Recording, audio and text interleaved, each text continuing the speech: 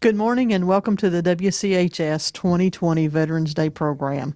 We hope you enjoy our program, and please remember the importance of this day as it is to honor our freedoms that we have as Americans in our country. Good afternoon. Today is a really momentous day for everybody throughout the community, throughout the entire nation, and so forth, as it does celebrate Veterans Day, which is on November the 11th. And it's a really fantastic opportunity.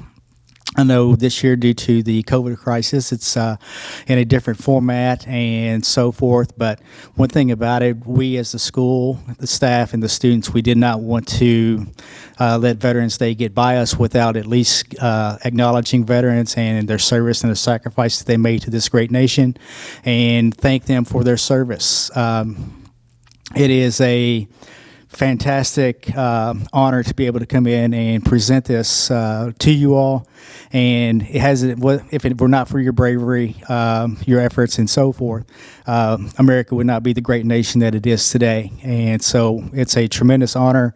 And thank you once again to you for your service. Thank you to your family for their support.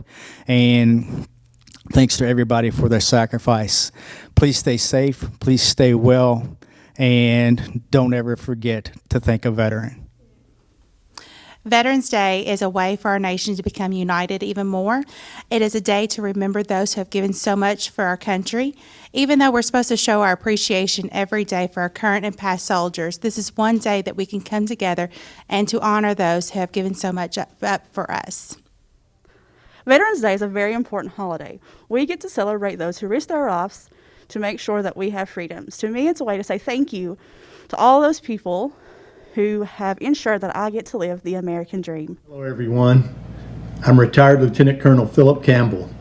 I served for over 21 years in the U.S. Air Force, as well as with the Air National Guard in both Kentucky and Indiana. It's an honor for me to be with you today to celebrate and share my thoughts on Veterans Day, when we have the privilege to honor all who have served this great nation in the military, especially those who have paid the ultimate sacrifice. I want to thank Mr. Garrett for allowing us to share with you, as well as the faculty and staff of this fine school, and especially all of you for your respectful attention during our presentation. My good friend Major Harold will give you the history behind why November 11th is the day that we honor our military veterans. And he and I will also be sharing some of our personal experiences and thoughts about what this means to all of us.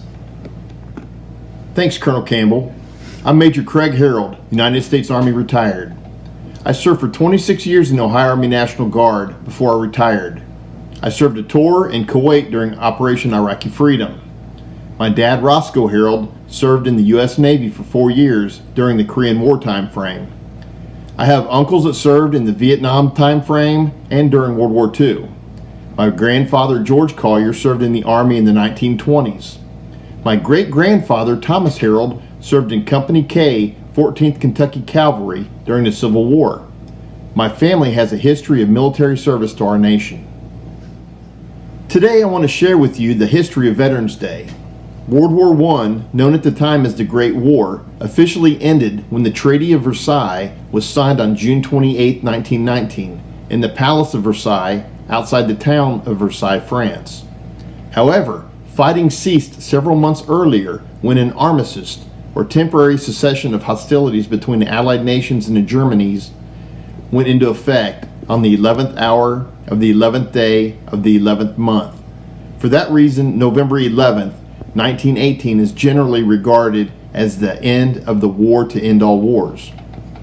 In November 1919, President Wilson proclaimed November 11th as the first commemoration of Armistice Day with the following words: "To us in America, the reflections of Armistice Day will be filled with solemn pride in the heroism of those who died in the country's service, and with gratitude for the victory, both because of the thing from which it has freed us and because of the opportunity it has given America to show her sympathy with peace and justice in the councils of the nations." The original concept for celebration was for a day observed with parades and public meetings and a brief suspension of business beginning at 11 a.m. An act approved on May 13, 1938, made the 11th of November in each year a legal holiday, a day to be dedicated to the cause of world peace and to be thereafter celebrated and known as Armistice Day. Armistice Day was primarily a day set aside to honor veterans of World War I, but in 1954, after World War II had required the greatest mobilization of soldiers, sailors, Marines, and airmen in the nation's history, after American forces had fought aggression in Korea, the 83rd Congress, at the urging of veterans organizations, amended the Act of 1938 by striking out the word armistice and inserting in its place the word veterans. With approval of this legislation on June 1st, 1954, November 11th became a day to honor American veterans of all wars. Veterans Day continues to be observed on November 11th, regardless of what day of the week which it falls on. The restoration of the observance of Veterans Day to November 11th not only preserves the historical significance of the date, but helps focus attention on the importance of Veterans Day, a celebration to honor Americans' veterans for their patriotism, love of country, and willingness to serve and sacrifice for the common good. Today is significant because we honor the service and sacrifice that members of the armed forces have given to our great nation. No matter what branch of service, Army, Navy, Air Force, Marines, or how long served, veterans deserve the respect and gratitude for protecting and defending our country. Thank you for your attention, and I'll turn it back over to Lieutenant Colonel Campbell.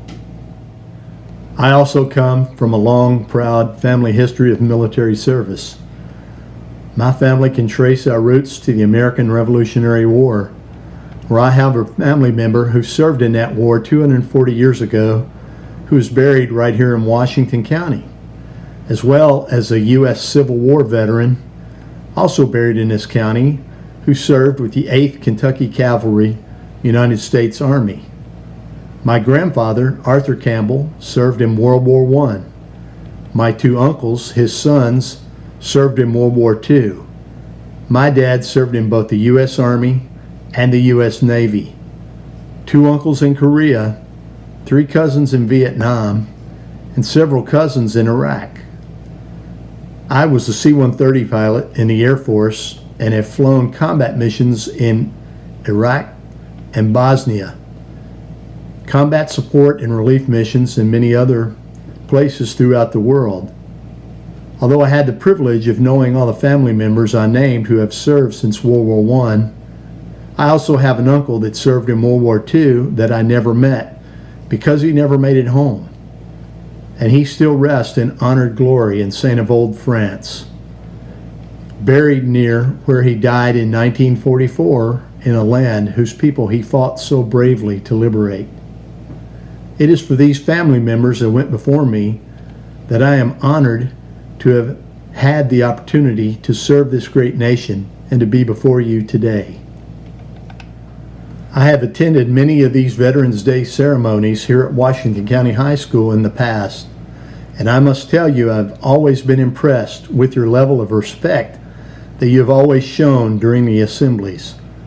In a community like ours, with such a rich history of military service, commitment, and sacrifice, it's only natural that the respect and traditions would be passed along through the generations. Nearly everyone here has been influenced by someone in your family or knows someone who has served or is serving in the United States military. But I would like to present this to you in the following way. If you look at the people around you here today, try to imagine that during World War II, you would be looking at many of your classmates who would be going off to fight in a war on foreign soil very soon. There were many 17 and 18-year-olds just like you who left school to go off and fight for the very survival of the world as we know it. That could be any of the students sitting around you right now. My parents were in school here at the old Springfield High School that stood near where the Board of Education building is now. They told me stories of classmates, several of whom I have known, who left school to fight only to return after their service and continue high school. Try to imagine, if you can, sitting in math or English class next to someone who fought on the island of Iwo Jima or stormed the deadly beaches of Normandy on D-Day, only to survive and return here to Springfield and back to high school. For many, this was a reality, and we have them and many others like them to thank that we only have to worry about final exams, homecoming, or prom rather than combat during our high school years. Even though that was 70 years ago, there have been many since, and there are those of you here today who will go on to serve this great nation, just as those who went before us have done. We honor you today as well. Some may ask, why would anyone want to serve in the military today? There are many sacrifices that come with military service. Many holidays and special occasions away from your loved ones, plenty of discomfort, the threat of being sent into harm's way, and no guarantee that you will always come home safely, if at all. Everyone who takes the oath of a United States military service member knows that in order to defend the freedoms and ideals of this great nation, you may have to sacrifice for it. You may even have to die for it. Many of the veterans who've returned less than whole, disabled, whether physically or mentally, say they would gladly do it all over again, even knowing the personal pain and sacrifice. Why do we hold these values of bravery and sacrifice so dear? It is because we have something worth fighting for, and if necessary, even dying for. Some people today may ask, why do people think this country is so special? Some may argue that we have not achieved equality, and even that we are oppressive and opportunity is not available to everyone. I offer you this.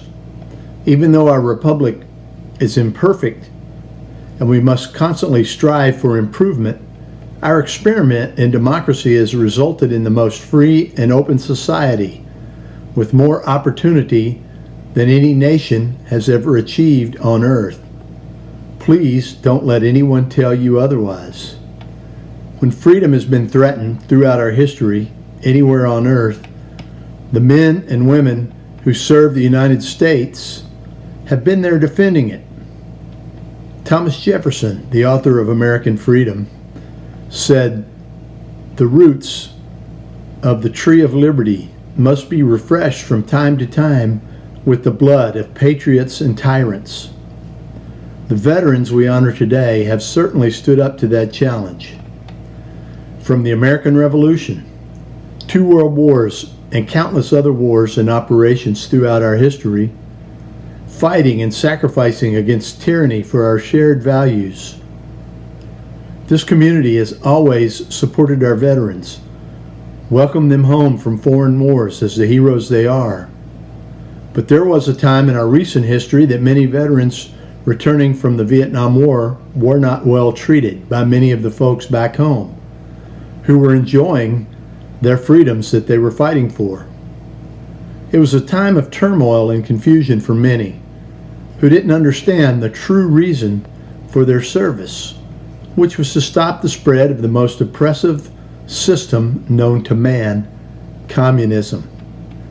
Many people did, however, treat them with respect and welcome them home as the heroes they were, including our community. I'm proud to say that we, Springfield and Washington County, have always stood up and supported those who serve. Many of you will go on to serve or will support those who serve. And make no mistake, the freedoms we enjoy are still threatened, especially in this global war on terror, where ideologies exist that hate us and wish to destroy our freedom and our way of life. I would like to say in closing that during this time of turmoil and political division, that we remember that we are all Americans. We are all part of the greatest country on earth, and we have much more in common than we differ on. And we all have the common goal of striving for perfection. Let's work together as we continue to honor those who have sacrificed so much for our privilege to come together and air our grievances in civilized political discourse as we embrace our diversity, celebrate our common ground, and work together on forming a more perfect union. What can you do? My challenge to you is, anytime you see a veteran, please thank them for their service and for your freedoms. And when you see that veteran who is proudly wearing his Vietnam veteran hat, shake his hand and say, "Welcome home."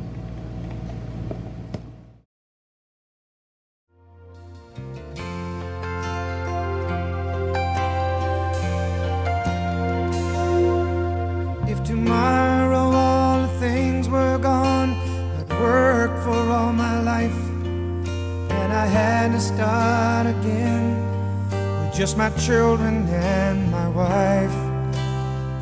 Thank my lucky stars to be living here today, 'cause the flag still stands for freedom and they can't take that away. And I'm proud to be an American, where at least I know I'm free. And I won't forget the men who died, who gave that right to me. And I gladly stand up next to you and defend her still today, 'cause there ain't no doubt I love this land. God bless the USA.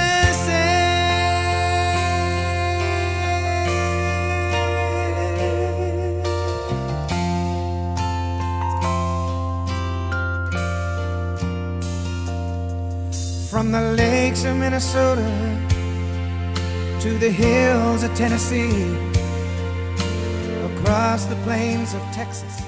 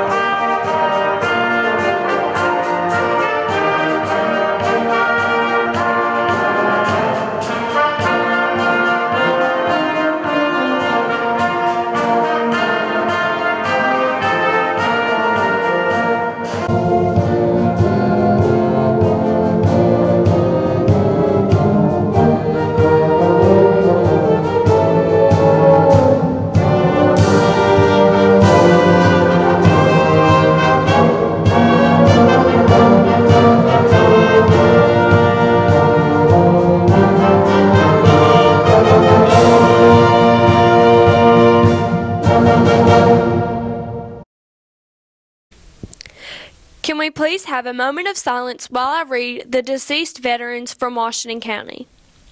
Starting with World War I.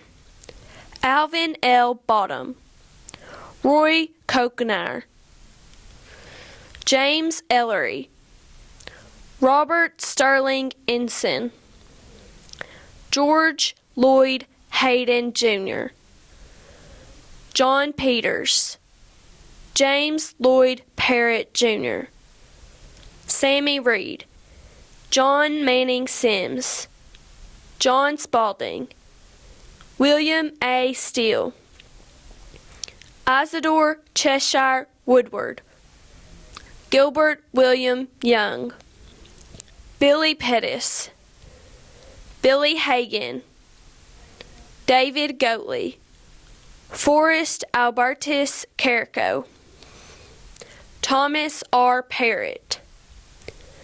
Now World War I. Francis J. Alberry, Richard M. Baggett Jr., James Wilson Barnett, Charles R. Byrd,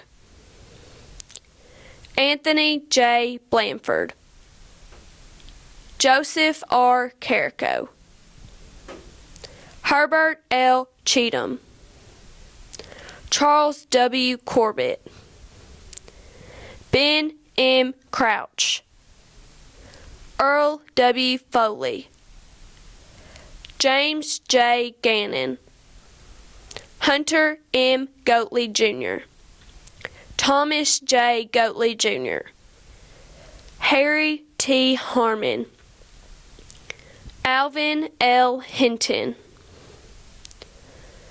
Charles D. Hood, Damon Hood, James T. Johnson, Joseph W. Keene, Thomas M. Kelly, Howard Voteri, W. M. Taylor, Harry Case Settles, Clarence O. Furman Jr., Duncan Reed, Joe Davis Jr., Billy Goatley, William Maurice Carrico, William Begley, Rudolph Scott, Clarence Click, James Robert Newby, Richard Harold Russell, Stanley Keeling, Irvin Reynolds, John H. Kelly, Joseph Logan McElroy, Clover Dial, Charles L. Waters, James B. No, Robert Ivo Carrico,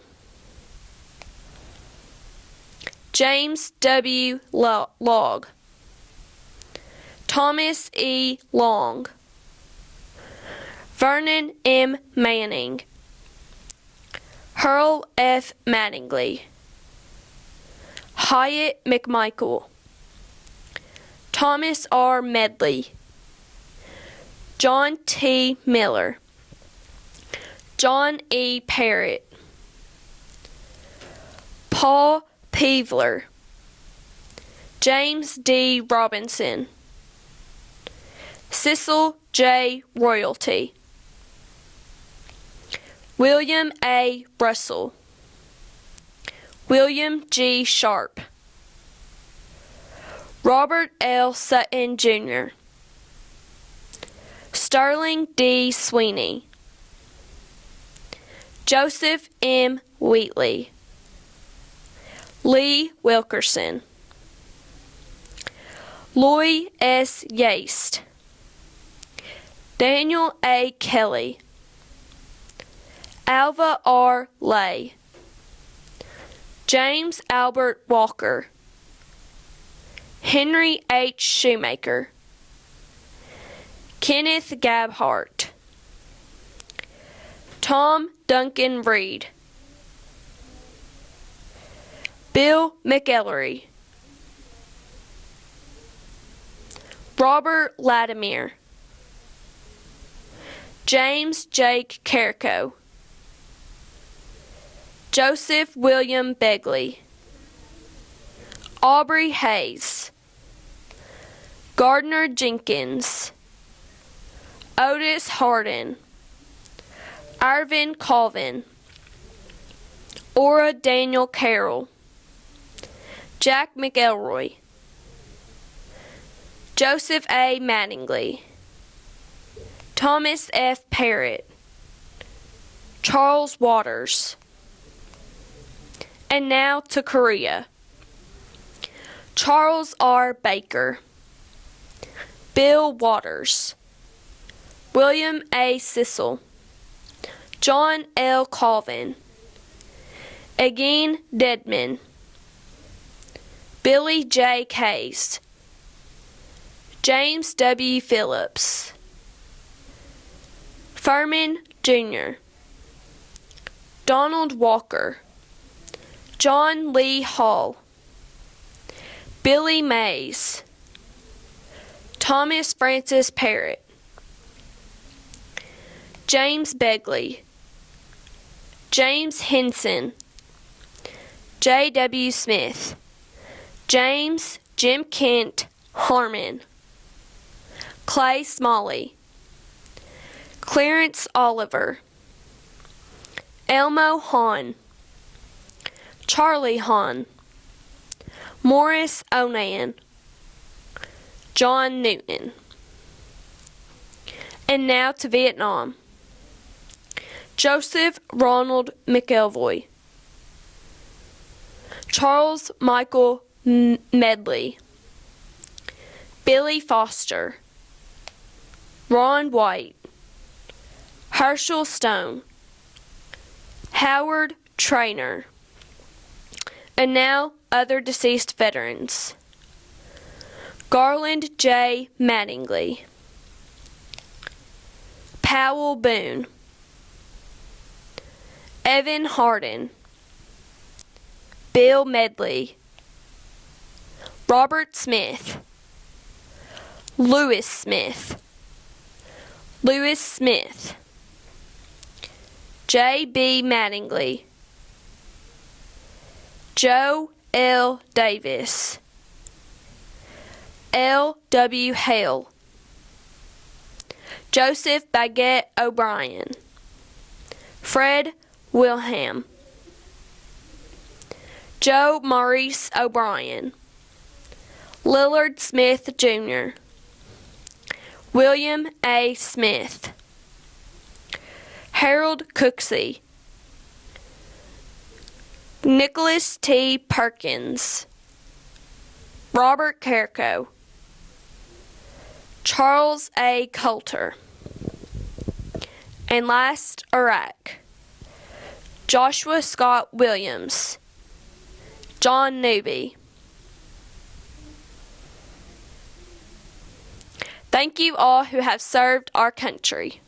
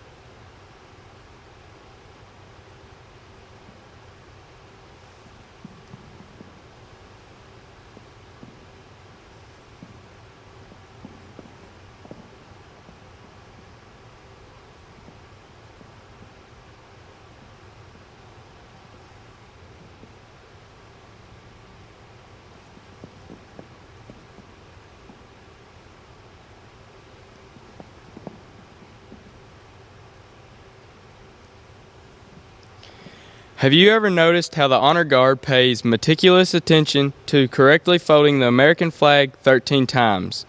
You probably thought it was to symbolize the original 13 colonies. However, Each of the 13 folds hold a symbolic meaning to our nation's history. The first fold of our flag is a symbol of life.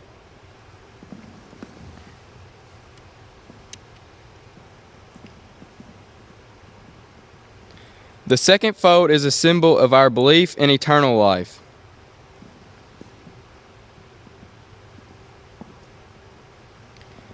The third fold is made in honor and remembrance of the veterans departing our ranks who gave a portion of their lives for the defense of our country to attain peace throughout the world.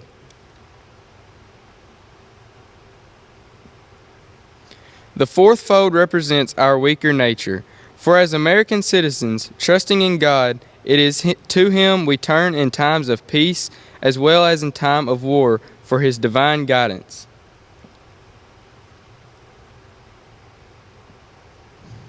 The fifth fold is a tribute to our country, for in the words of Stephen Decore, our country, in dealing with other countries, may she always be right, but it is still our country, right or wrong.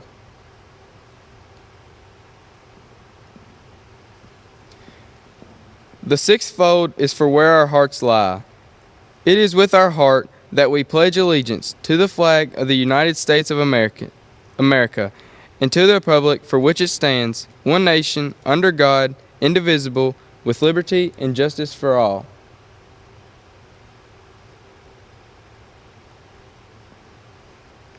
The seventh fold is a tribute to our armed forces, for it is through the armed forces that we protect our country and our flag against all her enemies, whether they be found within or without the boundaries of our republic.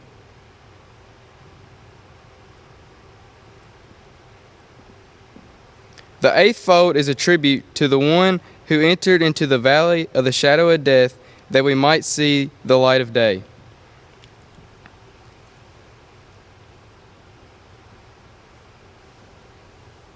The ninth fold is a tribute to womanhood and mothers, for it has been through their faith, their love, loyalty, and devotion that the character of the men and women who have made this country great has been molded.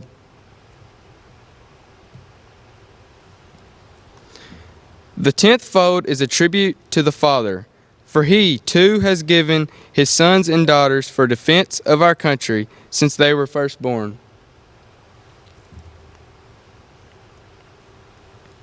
The 11th fold represents the lower portion of the seal of King David and King Solomon and glorifies in the Hebrews' eyes the God of Abraham, Isaac, and Jacob.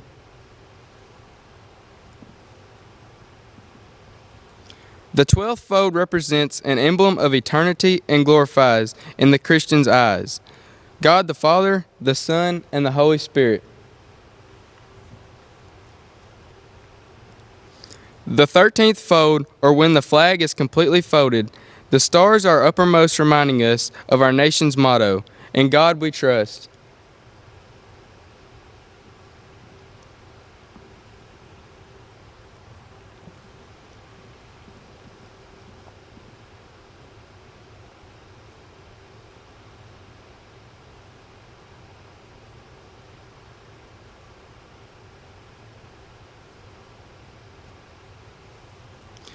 After the flag is completely folded and tucked in, it takes on the appearance of a cocked hat, ever reminding us of the soldiers who served under General George Washington and the sailors and Marines who served under Captain John Paul Jones, who were followed by their comrades and shipmates in the armed forces of the United States, preserving for us the rights, privileges, and freedoms we enjoy today.